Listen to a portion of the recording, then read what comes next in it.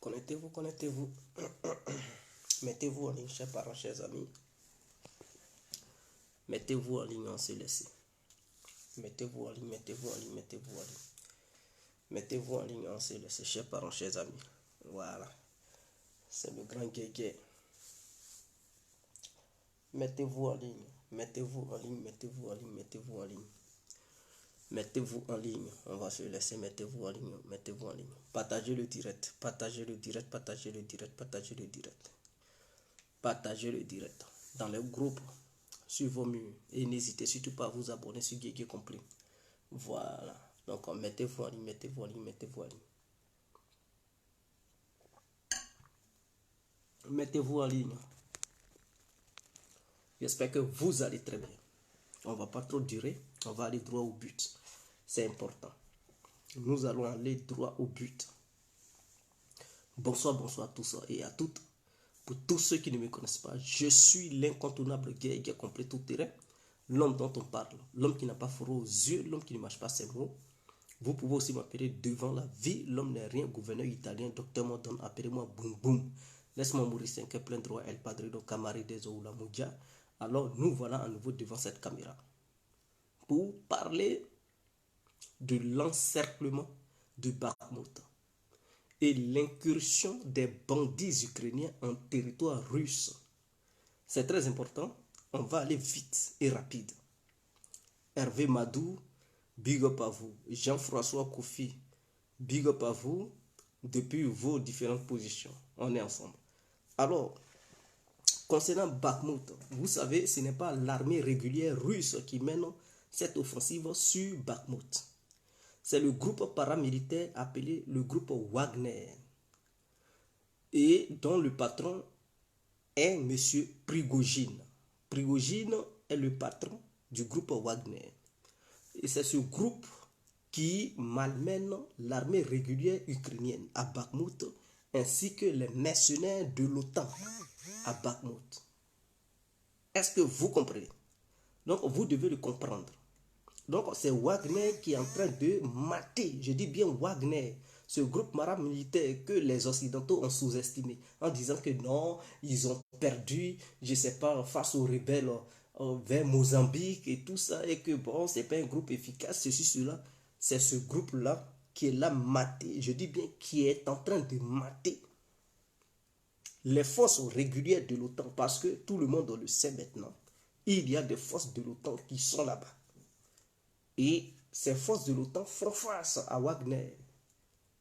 Même le groupe paramilitaire américain qu'on appelait, je ne sais pas si c'est le Mossad, hein, ce groupe paramilitaire américain a fui face à Wagner. Ils n'ont pas pu tenir ces groupes. Hein, les groupes paramilitaires américains qui voulaient concurrencer Wagner sur le terrain militaire ont échoué. Ils ont fui. Le patron a dissous le groupe parce que ces éléments ne pouvaient pas. Beaucoup ont déserté, ils ont fui, d'autres se sont retournés aux États-Unis. C'est sur les plateaux de télé, on les voit en train de faire des interviews. Est-ce que vous comprenez? Maintenant, il y a les différentes sortes d'armées régulières des pays membres de l'OTAN. Il y a l'armée régulière polonaise, parce que quand on parle de l'OTAN, c'est une coalition. Et c'est chaque pays qui donne ses soldats pour former l'armée otanienne. Voilà. Donc les pays membres de l'UE et les pays membres de l'OTAN, chaque pays a donné des soldats pour donner coup de main aux soldats ukrainiens. Mais Atia, face aux soldats ukrainiens, face aux soldats de l'OTAN, cette coalition otanienne qui viennent n'arrive pas à repousser Wagner. C'est ça qui est la vérité. Et Wagner est en train de les mater. Wagner les a matés à Soledar. Soledar est une petite ville. Ils ont été matés là-bas. Suite à ça, Wagner est en train de les mater à Bakhmut. Il dit non, Bakhmut, on n'est pas une ville stratégique. C'est un symbole, mensonge. Bakhmut est un grand carrefour. Donc pour attaquer, par exemple, dans le Donetsk, est-ce que vous comprenez? Pour attaquer dans le Donetsk, si par exemple les Ukrainiens, ils lançaient leur contre-offensive, s'ils veulent atteindre Lysychansk, en quittant vers le Donetsk, dans la région de Donetsk, il faudrait qu'ils passent par Bakhmut. ils ne peuvent pas attaquer les Lysychansk sans passer par Bakhmut, en prenant la région de Donetsk. Maintenant, en prenant la région de Lugansk, ils doivent passer par Kremenia. Il faudrait que ça soit clair. Donc, les Russes sont là prendre Kremenia et Bakhmut. Donc, voilà. Sans ces deux villes, ils ne peuvent pas attaquer les autres villes qui sont en arrière parce que c'est le carrefour. Donc, Bakhmut est une ville stratégique. Si ce n'était pas stratégique, pourquoi les forces otaniennes qui viennent bombardent maintenant les ponts, ils détruisent les ponts?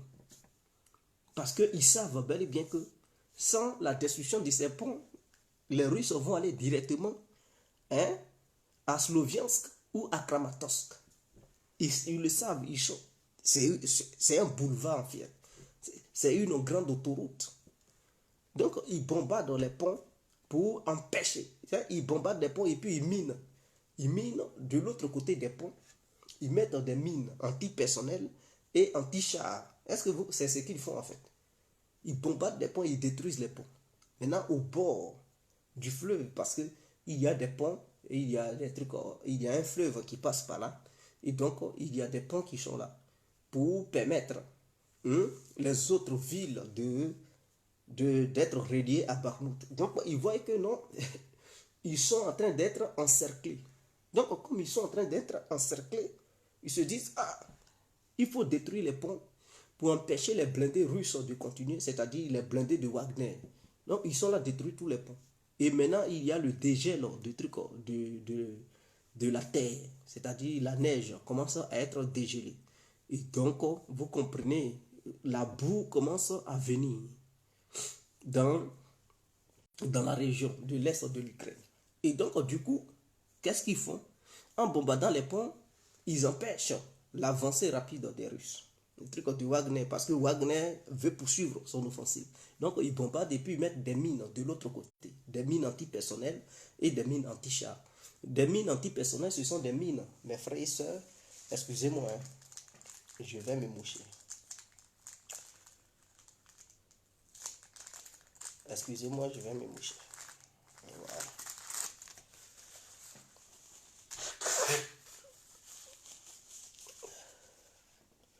Donc, ce sont des mines qui sont placées là et ça détecte la présence de l'être humain. C'est comme, par exemple, vous voyez, quand tu rentres dans une maison, par exemple, et qu'il y a un détecteur qui est là, quand tu rentres les portes automatiques, le détecteur, ça te détecte et ça permet à la porte de s'ouvrir automatiquement.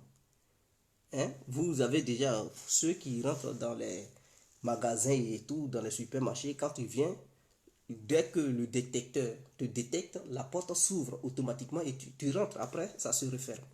Et maintenant, il y a aussi des mines antipersonnelles. Donc, ce sont des mines qui sont cachées. Ils positionnent ça. Donc, quand il y a la présence d'un être humain, ça te détecte et ça explose. Boum! Donc, quand ça explose, tu ne sais pas que ça y est là. Ça peut te couper le pied. Ça peut toi-même te faire exploser. Et donc, tu meurs tout d'un coup. Et c'est ce qu'ils sont là positionnés. Donc, quand il y a des mines antipersonnelles, les soldats doivent faire très attention pour ne pas se faire tuer par ces mines. Donc, il faudrait qu'il y ait des démineurs. Et ça prend assez de temps parce qu'ils ne minent pas dans un petit coin, ils minent sur plusieurs mètres. Ils minent sur plusieurs mètres. Maintenant, les chars de combat ne peuvent pas avancer s'il n'y a pas eu de minage. Donc, ça retarde l'offensive. Donc, voilà pourquoi il y a des gens qui posent des questions. Mais pourquoi les Russes n'avancent pas trop? Ils ne peuvent pas trop avancer. Ils ne peuvent pas aller rapidement. Sinon, ils vont perdre beaucoup de matériel. Ils vont perdre beaucoup d'hommes. Est-ce que vous comprenez? Et c'est ce que les Ukrainiens font. Donc, il reste une seule voie. Il reste une seule voie. Maintenant, la voie seule qui reste, ils ont détruit le pont de cette voie. Ce qui fait que l'Ukraine ne va plus recevoir de renforts matériels, c'est-à-dire des blindés, des lance-roquettes et tout. Ils ne peuvent plus recevoir puisqu'il n'y a plus de pont sur lequel les véhicules, les chars de combat, tout ça là, vont passer pour entrer à Bakhmut. Tout ce qu'ils peuvent recevoir, ce sont des gens. Parce qu'eux, ils peuvent encore marcher dans la boue pour faire... Et aujourd'hui, où je vous parle, il y a d'autres qui ont commencé à fuir. Il y a d'autres militaires, c'est-à-dire les aguerris, ils sortent de Bakhmout et Zelensky, il envoie les enfants, les vieux mobilisés là, il leur demande de maintenir le front pour que les aguerris puissent sortir. Donc, eux, ils marchent dans la boue. Il y avait assez de trucs de mercenaires polonais. Hein. Ils les ont montrés. Et même, ils se cachent même plus. Sur leur tenue, hein, il y a ça la couleur de trucs de la tenue militaire ukrainienne, mais ils ont leur drapeau de leur pays en fait. Pour que, au cas où ils meurent, on puisse les reconnaître pour les envoyer dans leur pays d'origine, d'où ils viennent.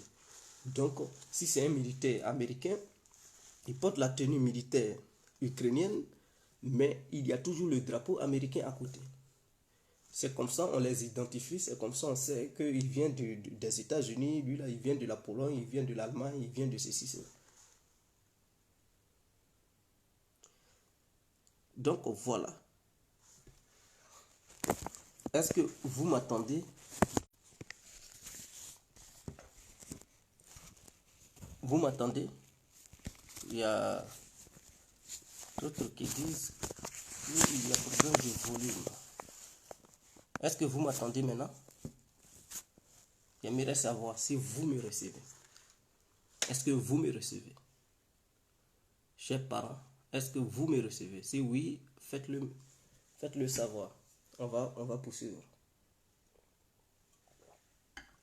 Donc, normalement, Bakhmout, c'est-à-dire la dernière route qui reste, le pont qu'ils ont détruit, ça y est, à 300 mètres de la position des forces de Wagner. C'est-à-dire ceux qui connaissent Abidjan, vous connaissez le palais présidentiel. Le palais présidentiel. Et vous connaissez la situation du pont Félix Houphouët-Boigny. Donc la distance qui lie le pont Félix Houphouët-Boigny et le palais présidentiel. Voilà, c'est cette distance-là qui reste. Ça veut dire l'autre camp peut tirer sur l'autre camp peut tirer sur l'autre camp. L'artillerie, voilà, peut frapper. Maintenant, il faut prendre la position physiquement. Donc, il reste 300 mètres. Ça ne fait même pas 1 kilomètre. C'est ce qui reste parce que 1000 mètres font 1 kilomètre. Est-ce que vous comprenez? Voilà. Donc, il reste 300 mètres. Il reste 300 mètres pour que les forces de Wagner puissent verrouiller totalement la route. Et donc, si la route est verrouillée totalement, mais les mercenaires et les forces qui viennent, qui sont à l'intérieur de Bakhmout, ne peuvent plus partir. Tout simplement, ce qu'ils vont faire, c'est de déposer les armes, ou soit ils seront anéantis. Mais il y a des gamins parmi eux, hein, parce que les Russes ont arrêté beaucoup. Et les enfants qu'ils arrêtent, ce sont des enfants de 14 à 15 ans. C'est-à-dire, Zelensky n'a pas pitié. Il est en train de sacrifier toute la jeunesse ukrainienne. Parce qu'il dit qu'il va se battre jusqu'au dernier Ukrainien. Il envoie les enfants de 14 à 15 ans au front. Il envoie les vieux de 70 ans au front. 65 à 70 ans au front. C'est-à-dire, les gens, ils sont vieux. Ils peuvent même, ils disent, ils n'ont qu'à aller au front. Des gamins. Ça veut dire, ceux-là, leur avenir est hypothéqué. Non seulement le pays est détruit, mais il prend les gamins pour les envoyer au front. Mais ceux-là, ils seront des vrais tueurs de demain. Quand la guerre va finir, ils vont devenir quoi? Les enfants de 14 à 15 ans qui ont pris les armes. Qu'est-ce qu'ils vont devenir? Mais demain, ils vont devenir des brigands. Ils ne vont plus avoir peur de la mort. C'est ceux-là qui vont agresser les gens. L'Ukraine sera un pays vraiment de merde. Si on peut le dire. Oui, les Russes ont arrêté à Bakhmout des gamins. Ils ont arrêté des enfants de 14 à 15 ans avec des vieux. Prigogine a demandé à Zelensky, s'il te plaît, il faut enlever les enfants là au front. Enlève-les au front, retire les enfants et les vieux. Parce qu'on ne veut pas... C'est ça le problème en fait. Parce que si les enfants et les vieux sont au front et ils tirent ici les forces de Wagner, si eux ils ripensent, quand ils vont constater que ce sont des enfants qui meurent. Or, l'objectif, ce n'est pas d'anéantir les enfants. Eux, ils veulent les vrais soldats. ceux qui sont majeurs. Mais non, ce n'est pas ce que Zelensky fait. Parce qu'il manque de soldats. Je vais vous le dire. Les Russes ont fait 28 000 prisonniers de soldats ukrainiens. Depuis le début, depuis ça fait 1 an. Les Russes ont enfermé 28 000 soldats ukrainiens. 600 000 soldats ukrainiens ont été déjà anéantis. C'est ce que les gens ne veulent pas vous dire. Quand ils disent, oh, les Russes ont payé 200 000. 200 000. Les Russes n'ont même pas payé. Ah, la Russie envoie ses soldats à l'abattoir. À l'abattoir. Mais s'ils envoient leurs soldats à l'abattoir, dites Dieu merci. Parce que vous allez tous les anéantir et puis il n'y aura plus de soldats. Mais vous dites, ils les envoient à l'abattoir. Ils ne savent même pas combattre. Mais ils ne savent pas combattre, mais c'est vous qui perdez du terrain. Vous perdez du terrain et c'est vous qui criez, on n'a pas d'armes. Ah, vous n'avez pas d'armes et vous dites, ils ne savent pas combattre. Vous perdez du terrain malgré l'aide occidentale, c'est-à-dire malgré cette coalition que vous avez faite. Coalition de 50 pays. La Russie est seule. Vous dites qu'ils ne savent pas combattre, mais elle seule, elle avance et vous criez. Vous criez. Jusqu'à vous dites arrêtez, arrêtez l'opération spéciale. Passez aux négociations. Les Russes disent non, les conditions ne sont pas encore réunies. On n'a pas encore atteint nos objectifs. Donc l'opération spéciale se poursuit. Voilà. Il y a 600 000 soldats ukrainiens qui ont déjà perdu la vie. Et il y a 28 000 soldats. 28 000 soldats faits prisonniers. Donc, vous comprenez déjà, c'est déjà colossal. C'est-à-dire, si ça se prolonge, d'ici 1 an encore, l'Ukraine risque de perdre 1 million 200 ou 1 300 000 soldats. Du jamais vu. À part l'intervention américaine en Irak. Mais l'Irak n'avait pas perdu 1 million de soldats. Sans compter les civils. Est-ce que vous comprenez? Si on met les civils dedans, moi je vous parle uniquement des soldats. Hein. Mais si on met les civils dedans, vous imaginez en Ukraine, les civils ukrainiens qui ont perdu leur vie, plus les soldats, ça va atteindre les 700 000.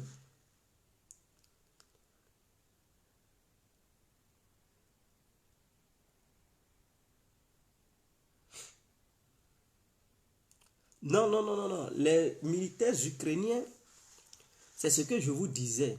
Zelensky dit qu'ils n'ont qu'à tenir les aguerris, c'est-à-dire les anciens. Eux, que Zelensky considère comme ils sont les meilleurs de ses troupes, il leur a dit de se retirer. Maintenant, les mobiliser, les enfants et les vieux, il leur a dit de tenir Bakhmut. Et ceux-là, comme ils ne savent rien, c'est des gens, on ne leur a pas encore appris la technique de combat et tout ça. Et on les envoie à Bakhmut. Beaucoup se sont fait prisonniers. Et parmi eux, il y avait des enfants de 14 à 15 ans et des vieux de 70 ans, de 65 ans. Ils étaient au front là-bas. Ils les ont arrêtés. Barbe blanche, tu les vois, ils sont maigres, ils n'ont pas mangé pendant... On dirait des gens qui ont faim, qui n'ont pas mangé pendant longtemps. Et donc, les Russes ont fait une vidéo pour demander à Zelensky de rappeler les enfants qui sont là-bas. Parce qu'eux, ils n'ont pas envie d'assassiner les enfants. Mais Zelensky, il s'en fout. Et qu'est-ce que les médias occidentaux disent? Ils disent les enfants sont au front, c'est de la propagande. C'est de la propagande. Les vieux, les enfants, c'est de la propagande. Mais pourtant, les vidéos, ils disent non, non, non, non, c'est une manipulation russe. C'est-à-dire, quand les Russes parlent, oh, les Occidentaux. Mais on voit, il y a des vidéos ukrainiennes où des enfants, ils sont fiers d'être dans l'armée, où on voyait même des enfants en train de tirer. Ils avaient un truc de l'artillerie. On leur a confié. Oh, mais ça fait pitié quand même. Ça fait pitié. Mais ils ne sont pas allés volontairement. Souvent même on les attrape par la force pour leur dire d'aller au front. C'est ça qui fait pitié. En Moldavie, il y a beaucoup d'Ukrainiens. Malgré qu'il fait froid, ils traversent l'eau. D'autres se sauvent vers la Roumanie. D'autres, ils font incursion en Moldavie. Ceux qui ont la chance, ils traversent. Ceux qui n'ont pas la chance, ils tombent sur les gardes frontières ukrainiens qui les attrapent pour les ramener en Ukraine pour leur demander d'aller au front. Et donc, voilà un peu en Ukraine. Et ce que les gens ne savent pas, d'autres même, ils se tirent là-dessus. Ils tirent sur leur truc, leurs jambes, pour dire qu'ils ont reçu une balle. C'est-à-dire les soldats qui sont au front là. Souvent, lors des combats, ils tirent sur eux et ils disent non, ils ont pris une balle. L'objectif, c'est de ne pas mourir au front, c'est de se sauver. Vaut mieux perdre sa jambe que de rester au front et mourir. Parce que quand tu vas au front, tu risques, on dit la durée de la vie d'un soldat ukrainien, c'est 24 heures ou 48 heures. Vous comprenez? Donc, pour se sauver la peau, parce que c'est pas sûr qu'on t'attrape pour que tu te fasses prisonnier. Donc, si tu es conscient que au front où tu vas là, c'est pas sûr de revenir vivant, pendant les échanges de tirs, tu tires sur toi. Ou bien si vous êtes complice, vous vous êtes attendu, ton ami il tire sur toi, tu tires sur lui. Sur le bras ou bien sur la jambe, tu dis comme ça, on t'évacue rapidement, on dit il est atteint, il est atteint, il est blessé. Et beaucoup font ça. Les Ukrainiens font maintenant ça pour s'échapper du front. Parce que maintenant ceux qui sont têtus, c'est eux qui restent là-bas en fait.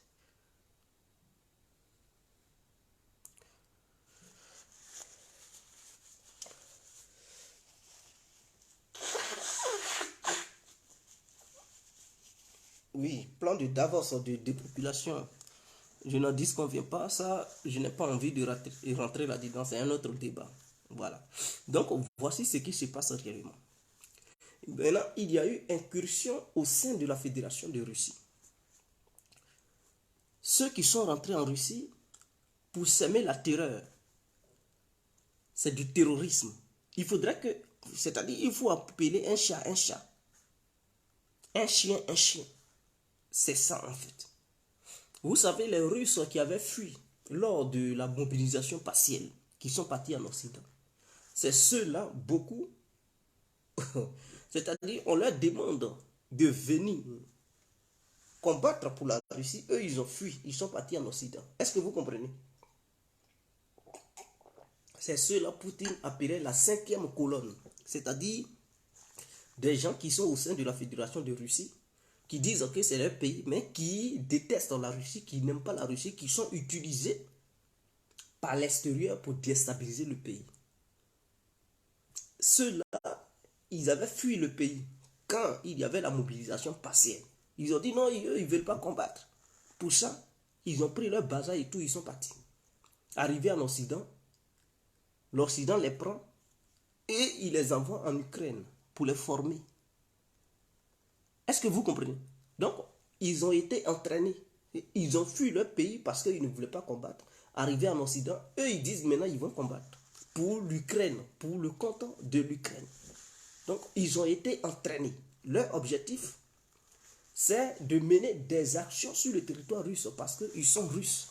Et donc, pour rentrer en Russie, ça va être facile. C'est comme ça, on leur a montré qu'est-ce qu'ils doivent faire. C'est ceux-là, après avoir suivi une formation, ils ont gardé des contacts avec l'extérieur, les services de renseignement ukrainiens et occidentaux. Leur objectif, c'est de faire quoi? C'est de rentrer en Russie, faire du sabotage, c'est-à-dire s'apprendre aux infrastructures russes, mettre du feu dans des bâtiments administratifs, assassiner des personnalités politiques et viser des journalistes qui les énervent. Et tout, s'aimer la terreur pour dire qu'ils sont là combattre Poutine et qu'ils sont opposés à Poutine. C'est ceux-là qui ont fait incursion au sein de la Russie dans la région de Bryansk. Ils sont rentrés et arrivés là-bas. Apparemment, ils avaient leurs complices parce qu'ils n'étaient pas en tenue militaire quand ils sont rentrés. Ces tenues, ils étaient déjà sur place. Ils sont rentrés en tant que des civils. Arrivés là-bas, ils ont pris des armes et ils se sont habillés en tenue militaire. Qu'est-ce qu'ils font? Ils prennent en otage des civils. Il y a un bus qui passait où il y avait des élèves. Ils ont commencé à tirer sur le bus. C'est-à-dire ils ne s'apprennent pas au camp militaire. Ils ne s'apprennent pas à la police. Ils ne s'apprennent pas à la gendarmerie. Ils ne s'apprennent pas au service de renseignement russe. Ils s'apprennent à la population. Mais est-ce que c'est normal? Et en Occident, c'est devenu un flambeau. Oui, oui. Mais c'est du terrorisme.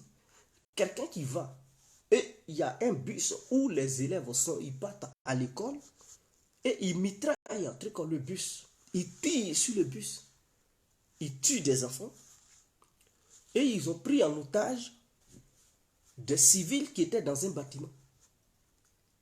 Parce qu'arrivés en Russie, ils se sont divisés en deux groupes.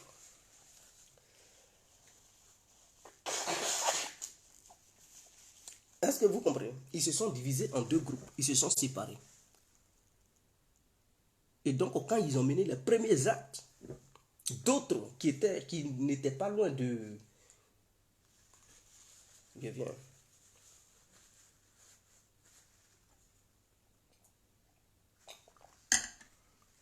Ceux qui n'étaient pas loin de la frontière ukrainienne, eux, ils ont fui, ils sont rentrés, ils se sont retournés en Ukraine.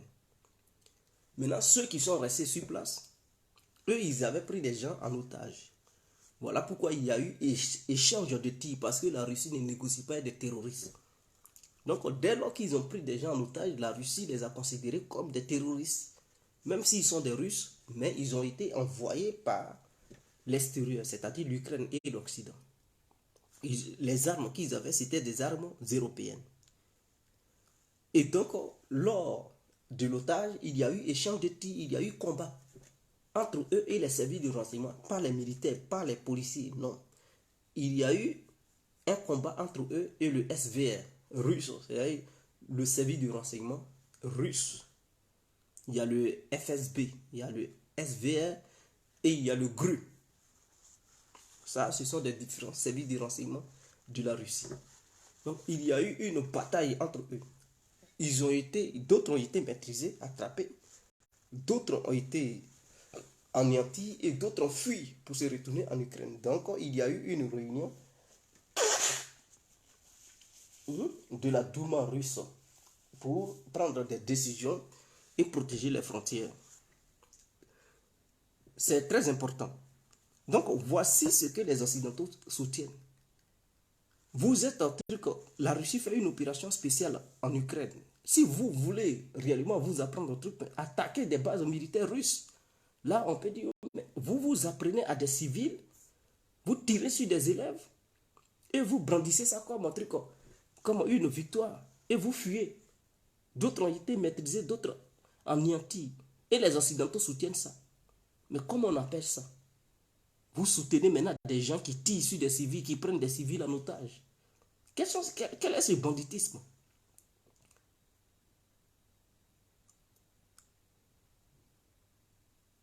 Quel est ce banditisme? Donc voici un peu l'acte qui a été posé hier en Russie. C'est ça en fait. Donc l'Ukraine va être maintenant considérée comme un État terroriste. Et c'est ce que les Tchétchènes avaient fait. Poutine, les députés lui reprochent le fait que, depuis là, pourquoi il ne déclenche pas une guerre totale face à l'Ukraine. Et que là où l'affaire de l'Ukraine est, il n'y a plus de ligne rouge.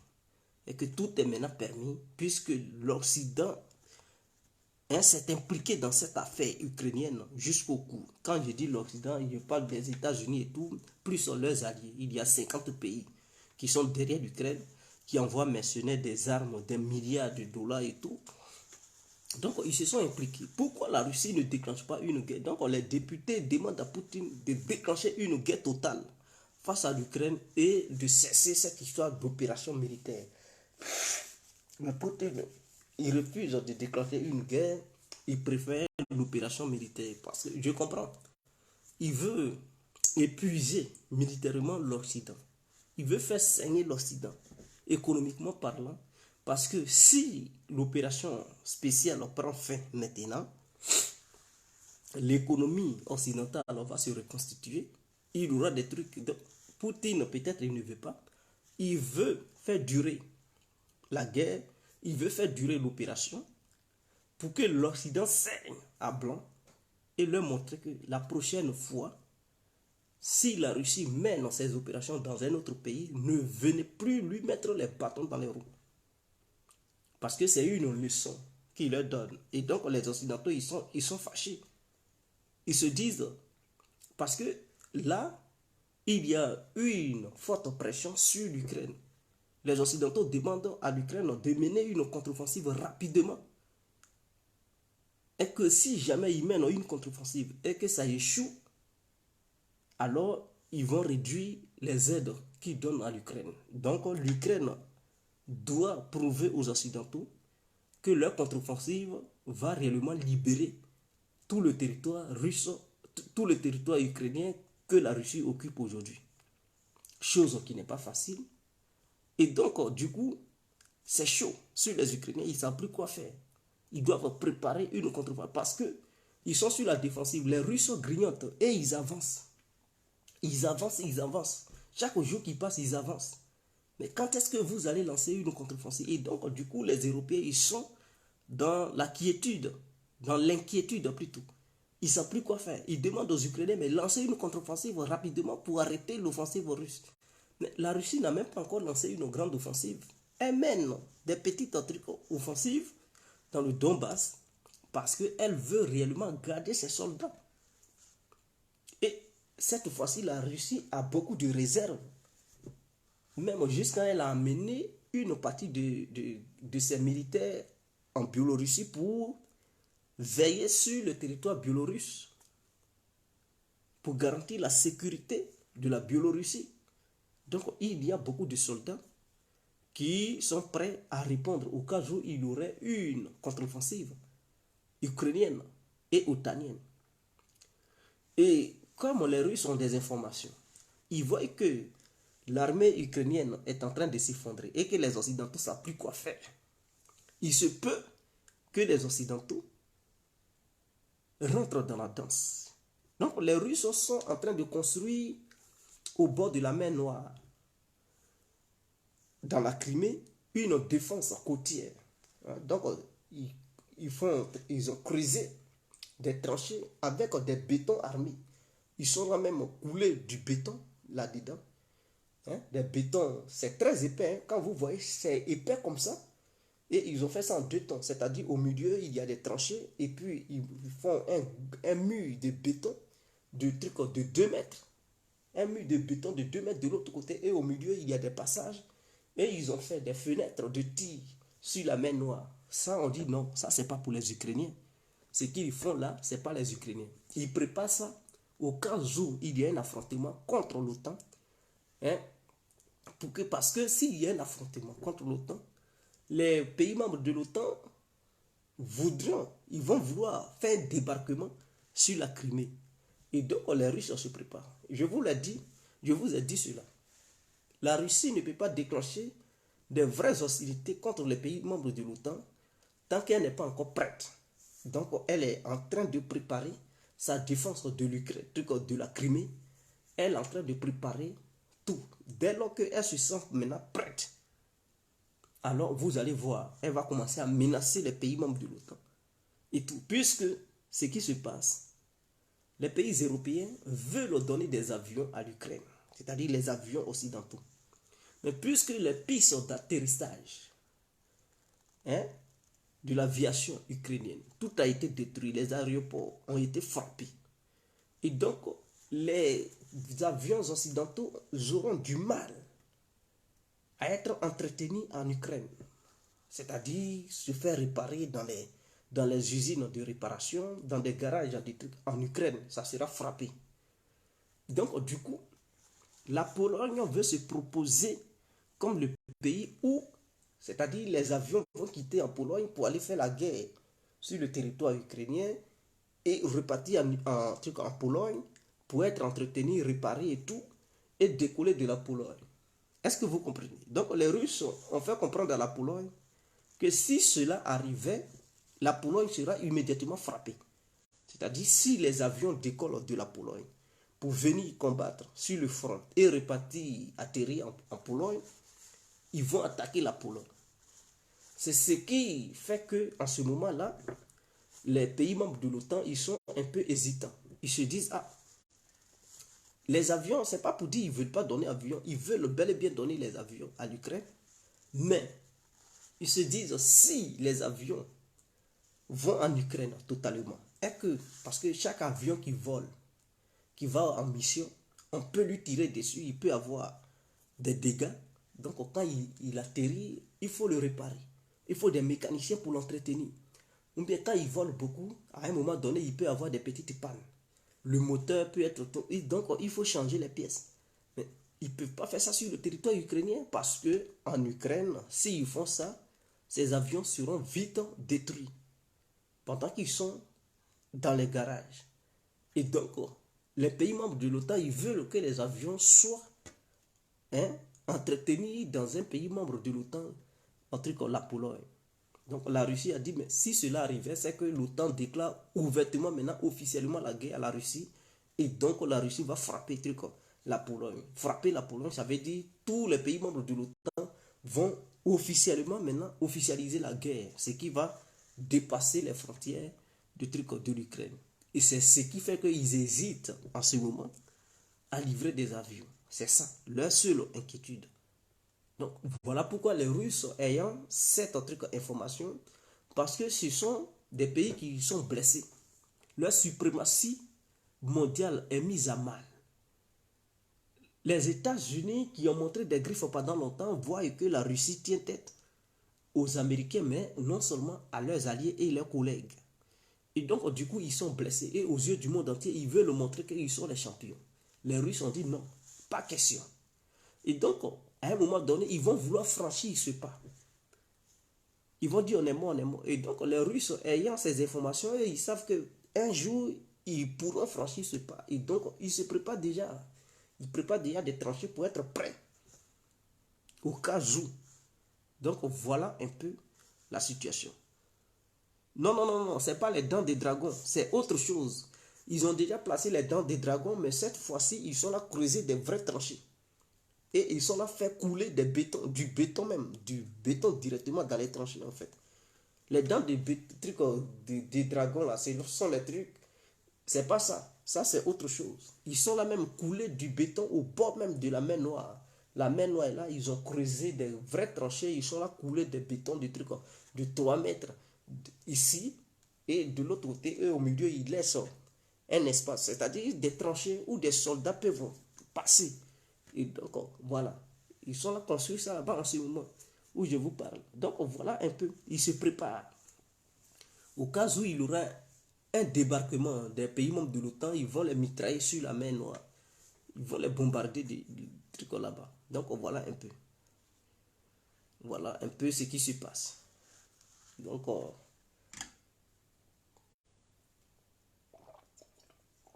d'ici, ils vont dire 3 mois ou 4 mois, l'Ukraine risque de perdre au moins 1 million de soldats. Donc, la propagande occidentale qui dit les Russes meurent par milliers, non, ce sont les Ukrainiens qui meurent par milliers. La réalité est que Zelensky, constatant la perte massive des trucs de son armée, voilà pourquoi la fois passée, il a lancé un message aux Américains pour dire envoyez vos enfants, vos fils et vos filles en Ukraine pour combattre la Russie. Que c'est ça seul qui peut les aider à les chasser. C'est clair. Si vous dites qu'ils ne meurent pas et que ce sont les Russes qui meurent, pourquoi ils crient maintenant que les Américains n'ont qu'à venir les aider? Et maintenant, la présidente lituanienne, elle dit l'Ukraine pourra être sauvée par les armes nucléaires occidentales. C'est-à-dire l'Occident n'a qu'à utiliser les armes nucléaires contre la Russie. C'est ça seul qui peut sauver l'Ukraine en ce moment. Et que l'Occident doit passer à la vitesse supérieure en utilisant des armes nucléaires face à la Russie. Voilà. Donc, je vous l'ai dit, ils constatent que sur le terrain, la Russie ne va plus faire cette erreur qu'elle avait faite en amenant 150 000 soldats face à au moins 500 000 soldats ukrainiens mélangés avec des mercenaires et l'aide occidentale. C'est ce qui avait fait que la Russie manquait de personnel militaire et ça avait profité aux Ukrainiens, ils avaient pris du terrain. Mais cette fois-ci, il y a la main d'œuvre, ils sont nombreux. Les Russes sont nombreux, d'autres sont en réserve. Et donc, toute contre-offensive ukrainienne ne pourra pas produire quoi que ce soit. Ça va échouer. D'ailleurs, ils ont commencé certaines contre-offensives. Leurs contre-offensives ont été arrêtées immédiatement, matées par l'artillerie russe. Donc, du coup, ils ne savent pas quoi faire. Et les Russes ne cessent de frapper leurs dépôts de munitions. Dès qu'ils se regroupent, ils frappent, ils détruisent seulement. C'est ce qui inquiète les Occidentaux. Et donc les gens demandent, est-ce que les Américains vont rentrer en guerre? Parce qu'ils ont déjà dit qu'ils sont en guerre contre la Russie. L'Europe a dit qu'elle est en guerre contre la Russie. Donc, est-ce qu'ils vont rentrer officiellement? Et quand vous les voyez menacer les Chinois, pour dire, on ne veut pas que la Chine livre des armes à la Russie. En réalité, la Chine ne livre aucune arme à la Russie. Ils sont conscients. C'est des menteurs. Ils sont conscients. En fait, ce qu'ils font, c'est une manière, parce que c'est ce qu'ils avaient fait.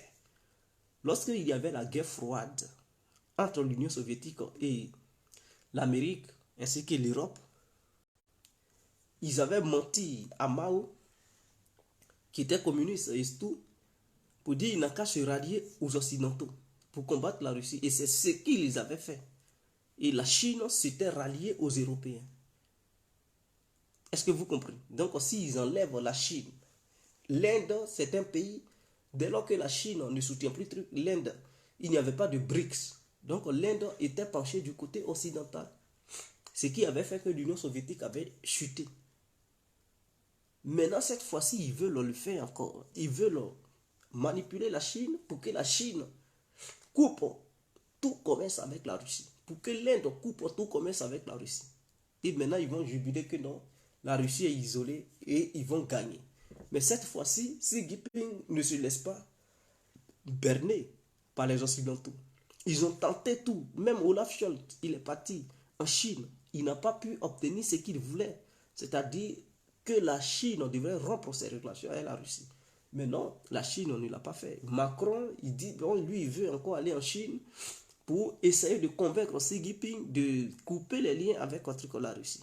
Mais les Chinois ont dit, personne ne peut les pousser à couper leurs liens avec la Russie. Et que les liens avec la Russie sont des liens forts, qui sont illimités. Voilà ce qu'ils ont dit. Alors, les Américains, voyant que non seulement face à la Russie seule, ils n'arrivent pas à battre la Russie militairement, avec tout ce qu'ils ont. Ils ont dit ils sont riches, avec toutes les sanctions. Ils n'y parviennent pas. Et maintenant, la Chine qui est riche, au même titre que l'Amérique, si la Chine s'ajoute sur la Russie, mais c'est fini pour eux. C'est leur domination qui va être décadente, c'est leur domination qui va être à plate. Et donc, du coup, voyant cela, ils se disent, ah, il faut déjà commencer à faire les tapages pour ne pas que la Chine ose s'associer à la Russie pour dire, bon, comme les Occidentaux livrent des armes, des mercenaires et tous les milliards du monde à l'Ukraine, nous les Chinois on s'associe aux Russes pour faire de même. Donc les Occidentaux, étant inquiets, ils ont commencé à faire des tapages médiatiques. Ils sont conscients que la Chine ne livre pas d'armes à la Russie. C'est au contraire la Russie qui livre des armes à la Chine. Quand il n'y avait pas l'opération spéciale, ce sont les Chinois qui achetaient les armes russes. Ce sont les Indiens qui achètent les armes russes. En matière de technologie militaire, la Russie est en avance que la Chine. La Russie a aidé la Corée du Nord à voir ce qu'elle a, l'arme atomique. Même les avions nord-coréens sont d'origine soviétique. Les lances multiples, les lance-roquettes multiples nord-coréens sont d'origine soviétique. Et maintenant, eux-mêmes, ils ont fabriqué pour eux-mêmes. Donc, ils ont triché la technologie russe. Les Chinois ont fait pareil. Leur peur, c'est que la Chine a beaucoup d'argent. Et que si la Chine s'associe à la Russie, alors, pour financer l'industrie militaire russe ou chinoise, ça va aller vite. Et ils ont beaucoup de trucs de personnel pour travailler. Et l'Occident ne pourra pas arrêter ce rythme.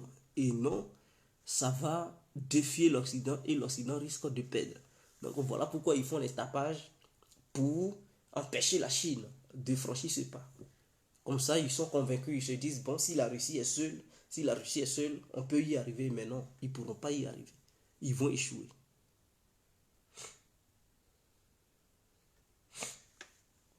Non, non, non, non. L'Iran n'a pas de soldats en Russie. Mais tout ça, N'écoutez pas.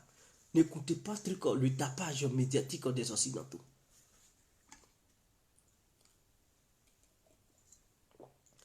Il n'y a pas de soldats iraniens sur le territoire russe qui participeraient aux opérations spéciales. Non, non, non.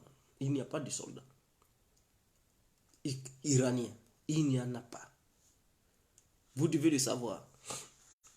Là où il y a échange de technologies, c'est au niveau des drones. Je vous ai dit, les Russes sont en retard dans le domaine des drones. Et les Iraniens, ils sont en avance dans ce domaine. Et donc, les Iraniens montrent la technologie des drones aux Russes. C'est tout. Dans la ville, on ne peut pas tout avoir. Hein. Je dis dans la ville. Même les Européens, les Américains, le F-35, ce n'est pas eux seuls qui ont fabriqué. Hein. La Turquie a aussi apporté sa technologie dans le F-35. Allez-y, demandez aux Turcs. Ce n'est pas les Américains qui ont fabriqué le F-35 à 100%. Voilà pourquoi Erdogan, il réclame sa part. Non seulement ils ont financé, mais il y avait des pièces d'échange qui étaient fabriquées par les Turcs pour le F-35. Donc, eux, ils ont le projet, eux, ils ont la vision, ils savent ce qu'ils vont faire, mais il y a certaines choses qu'ils ne fabriquent pas chez eux et ils demandent à leurs partenaires européens de fabriquer pour eux. Parce que chaque entreprise militaire a sa spécificité. Donc, du coup, quand tu sais que ton entreprise que tu as ne peut pas fabriquer telle pièce, tu recommandes, tu demandes cette pièce à l'autre entreprise qui est spécialisée là-dedans. Et c'est ce que les Américains et les Européens font. C'est ce qu'ils font. Je vous le dis. C'est ce qu'ils font. Donc voilà un peu la vérité.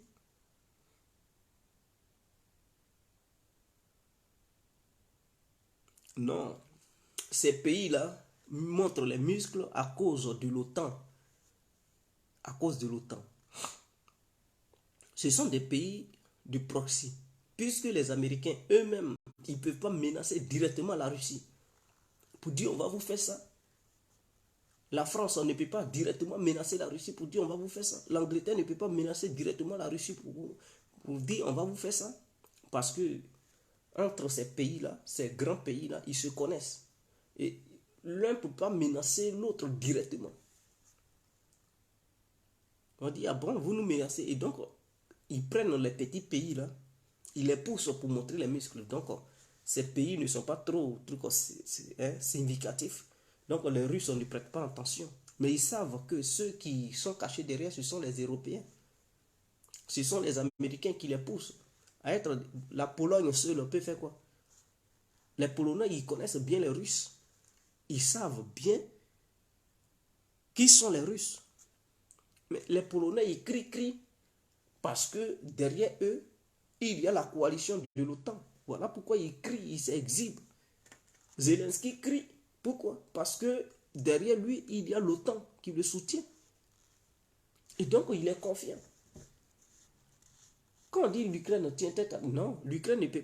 Est-ce que l'industrie de l'armement ukrainienne peut tenir face à la Russie? Il y a longtemps, l'Ukraine n'a plus de trucs d'industrie d'armement.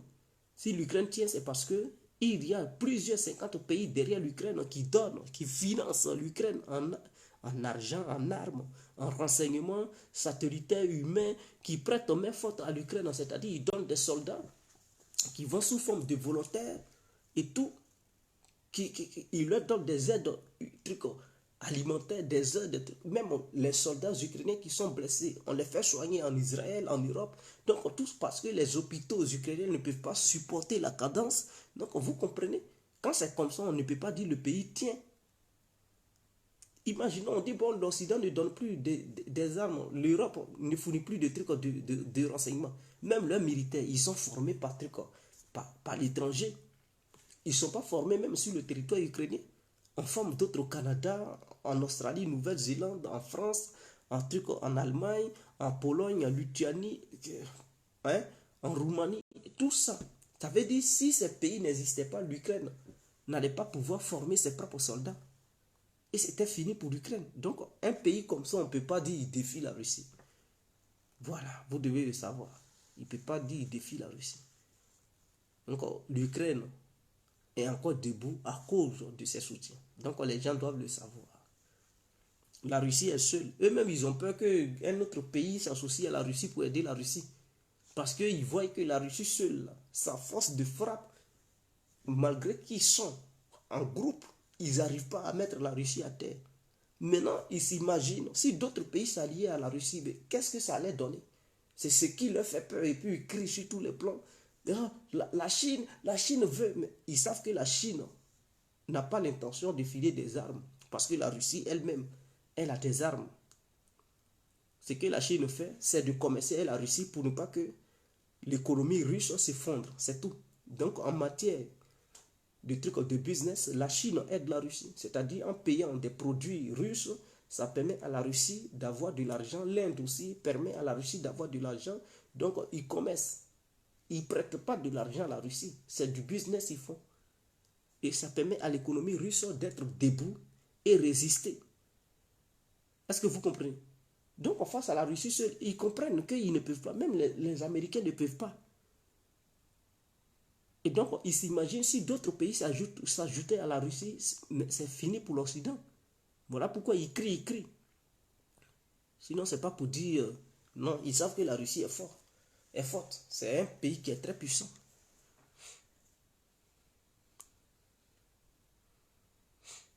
Désolé alors. Donc, je vous remercie. Je vous souhaite une très bonne nuit. Hein, prenez bien soin de vous, on est ensemble. C'était l'incontournable guerre compliquée, on est ensemble.